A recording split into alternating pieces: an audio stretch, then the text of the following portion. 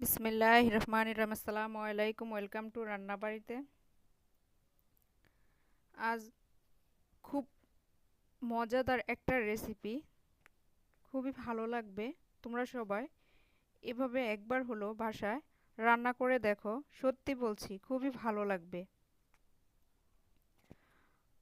প্রথমে আমি এখানে মিষ্টি কুমড়াকে ভালো করে সুন্দর করে চাইস করে নিয়েছি, কেটে সুন্দর করে চ্যাপ্টা চ্যাপ্টা করে। এখানে আমি যা দিয়ে রান্না করব, এখানে আমি বেশ খানিকটা কার্পো মাছের ডিম নিয়েছি। এটাকে এভাবে হাতে ভালো করে ধুয়ে তারপর এভাবে হাত দিয়ে চটকে নিতে হবে। দেখো, এরকম নিতে হবে। এখন আমি এগুলাকে লবণ, হলুদ গুঁড়া, মরিচের গুঁড়া,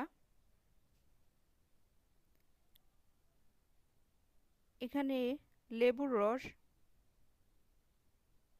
কাঁচা মরিচ, পেঁয়াজ কুচানো,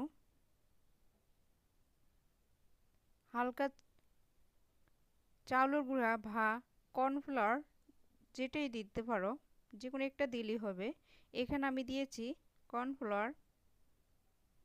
ভালো করে এটাকে চামচের সাহায্যে ভালো করে মিশিয়ে নিব। মিশানো হয়ে গেছে। এখন আমি এগুলাকে তেলে সুন্দর করে ভেজে নিব।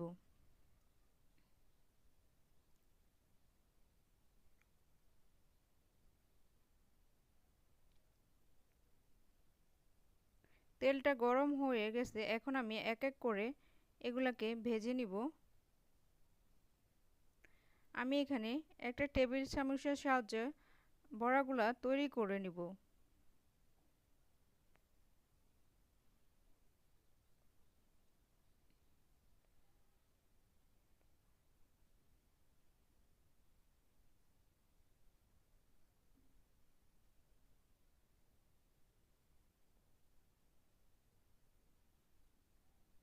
এক এক করে সবগুলাকে ভেজে সুন্দর করে নিব।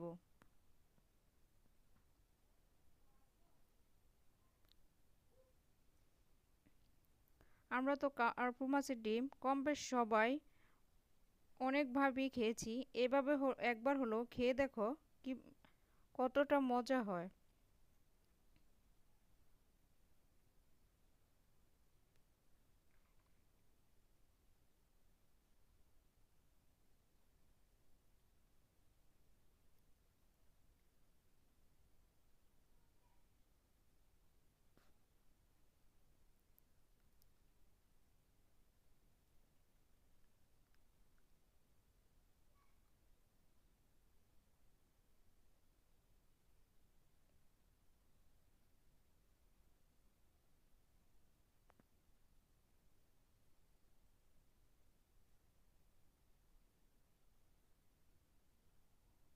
এখন আমি সবগুলোকে তুলে নিব। দেখতে কেমন লোভনীয় হয়েছে।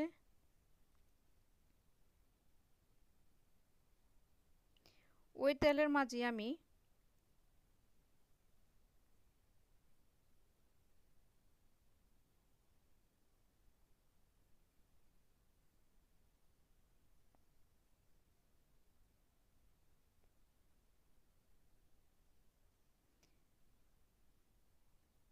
পেঁয়াজ দিয়ে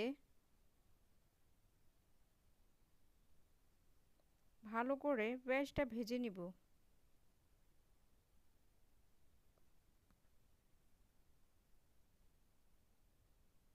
দিয়ে দিব বেশ খানিকটা কাঁচা মরিচ।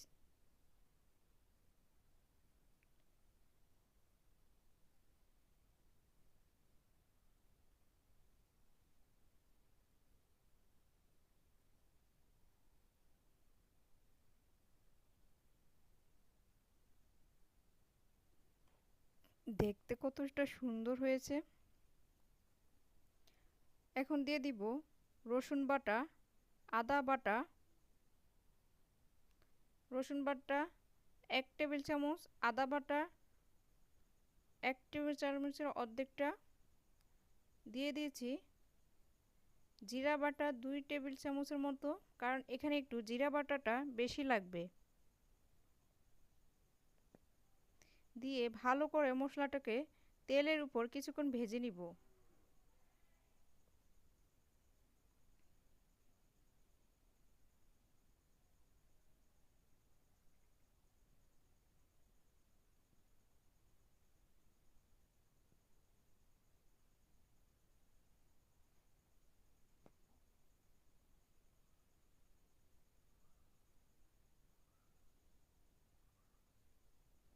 দিয়ে দিচ্ছি লবণ,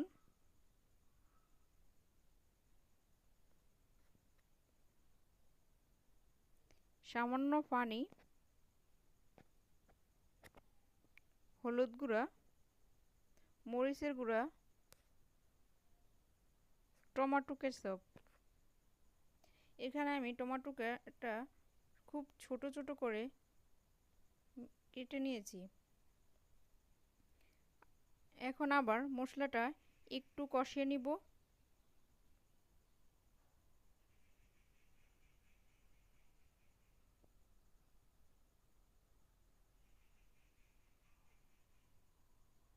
মশলাটা প্রায় কষানো শেষ।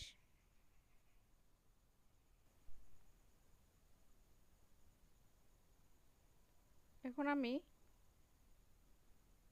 দিয়ে প্রয়োজন মতো পানিটা দিয়ে দিব। সাইজ করে কেটে রাখা কুমড়োগুলো এখানে এখন আমি ভালো করে উঠিয়ে নিব। খুন্তির সাহায্যে ভালো করে কুমড়োগুলোকে মশলার সাথে ভালো করে মিশিয়ে নিতে হবে। দিয়ে দিব সাথে ভেজে রাখা। মিশানো হয়ে গেলে এখন আমি ঢাকনা দিয়ে ঢেকে রেখে মাছের ডিমগুলা কিছুক্ষণ পর ঢাকনা সরিয়ে নিয়ে আবারও খুন্তির সাহায্যে নাড়াচাড়া করে নেব। সুন্দর করে পরিবেশন করে নিয়ে কিছুক্ষণ রান্না করে ঢাকনা দিয়ে নিব।